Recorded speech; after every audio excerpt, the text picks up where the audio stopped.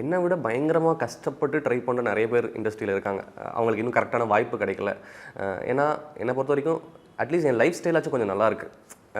நான் 3 வேளை சாப்பிட்றேன், எனக்கு ஃப்ரெண்ட்ஸ் இருக்காங்க, என்னால் வெளியே போக முடியுது. ஸோ இதில் என்னோடய ஸ்ட்ரகிள் ஒன்று இருக்குது. ஆனால் இது எதுவுமே இல்லாமல் கூட அங்கே அவ்வளோ பேர் வந்து எப்படியாச்சும் ஒரு வாய்ப்பு கிடைக்காதா அப்படின்னு சொல்லிட்டு அவ்வளோ ட்ரை பண்ணுறாங்க. என்ன கேட்டிங்கன்னா எனக்கு டைம் அன்றைக்கி நல்லா இருந்துச்சு. அது அது ஆப்வியஸாக நான் சொல்லி தான் ஆகணும். எனக்கு டைம் நல்லா இருந்துச்சு அந்த இடத்துல.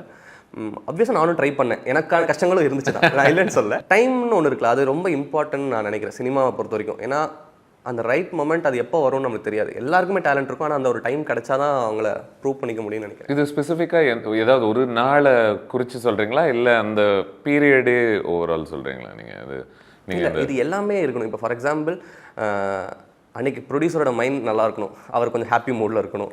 இல்லைன்னா ஓகே நம்ம ஒரு ஃபேமிலி படம் பண்ணலான்னு அவங்க ஏதோ ஒன்று, இப்படி எல்லா விஷயமும் இருக்குல்ல. நான் வந்து இப்போ ஃபார் எக்ஸாம்பிள் இப்போ நான் அன்றைக்கி மெயில் பண்ண அன்றைக்கி வேறு யாரும் அனுப்பாமல் இருந்திருக்கேன். ஸ்கிரிப்டே மெயில் பண்ணியிருந்தீங்க இல்லையா? நான் ஒரு பிச் டெக் மாதிரி ஒன்று சென்ட் பண்ணியிருந்தேன். இதுதான் என்னோட ஐடியா, இப்படிலாம் இருக்குது அப்படி சொல்லி நான் சென்ட் பண்ணியிருந்தேன். ஸோ அன்றைக்கி அவங்க பார்க்காம இருந்திருந்தாங்கன்னா அது நடந்திருக்காது. ஸோ அன்றைக்கி லக்கிலி அவங்க பார்த்துருக்காங்க. ஸோ இப்படி நிறைய விஷயங்கள் அதில் இருக்குது. நீங்கள் நரேஷன் போகிறது ரொம்ப கஷ்டமாக இருக்கும். உங்களுக்கு போய் ஒருத்தங்களை மீட் பண்ணி அவங்களை கன்வின்ஸ் பண்ணி கதை சொல்கிறதே ஒரு பெரிய கஷ்டமாக இருந்துச்சு எனக்கு, என்ன பொறுத்த வரைக்கும். ஏன்னா கான்டாக்ட்ஸ் இல்லை. இப்போ எனக்கு ரெஃபர் பண்ணுறதுக்கு எனக்கு ஆள் இல்லை.